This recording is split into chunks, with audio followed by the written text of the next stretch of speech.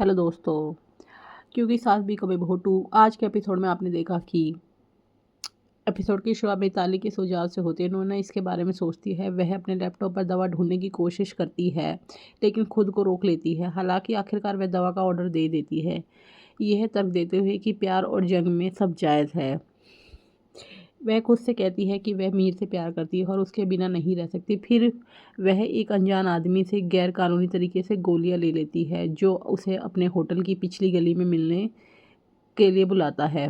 रात के खाने के दौरान नोइना चुपके से मिहिर की ड्रिंक में गोली मिला देती है। मिताली हेमंत को अपने साथ ले जाने की योजना बनाती है ताकि नोइना मिहिर के बीच विवाद ना हो। उसे झूठ बोलती है कि उसे एक ड्रेस लेनी है और रात में अकेला जाना सेफ नहीं है। कुछ मिनट बाद मिहिर को चाय पीने के बाद बेचैनी होने लगती है। ड्रिंक पीने के बाद बेचैनी होने लगती है और नोइना उसे अपने कमरे में ले जाती है। मीर की हालत बिगड़ जाती है, उसे चक्कर आने लगते हैं। वह नोइना से पूछता है कि वह कहाँ है। वह उसे बताती है कि वह उसके कमरे में है और समझाती है कि वह उसे ऐसी हालत में अकेला नहीं छोड़ सकती। मिहिर बार बार जिद करता है कि वह उसके कमरे में नहीं रह सकता और अपने कमरे में जाना चाहता है।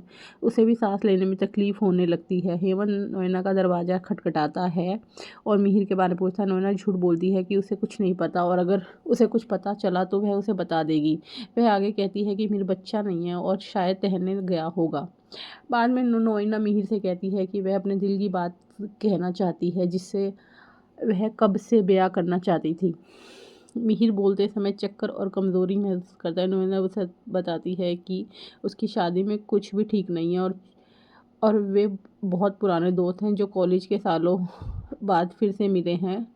वे एक दूसरे के लिए बने हैं। नोइना कहती है कि प्यार सिर्फ जवानी में ही नहीं, किसी भी उम्र में हो सकता है। मीर की उलझन में होने के बावजूद वह अपनी भावनाओं को उसको बता देती है। उसे कहती है कि मैं तुमसे प्यार करती हूँ।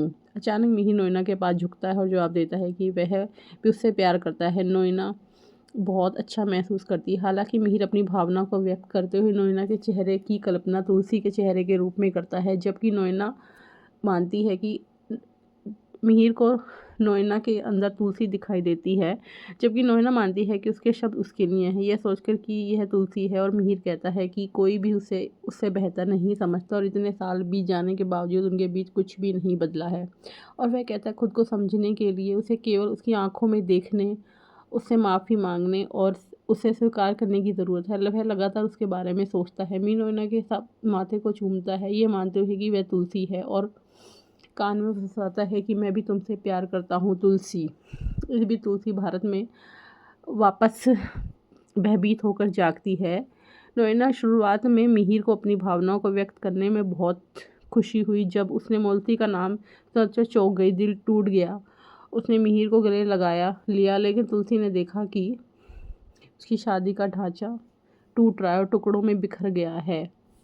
अब आगे के एपिसोड में आप देखिए कि जब मिहिर को होश में आएगा तो उसे कैसा लगेगा कि उसने अपना समय नोइना के साथ बिताया है, और क्या उसे पता चलेगा कि नोइना ने उसे बेहोशी की दवा दे दी थी और तुलसी का घर क्या फिर से दोबारा से टूट जाएगा। अब ये जानने के लिए आगे के एपिसोड देखिए और हमारे चैनल को लाइक और सब्सक्राइब कीजिए।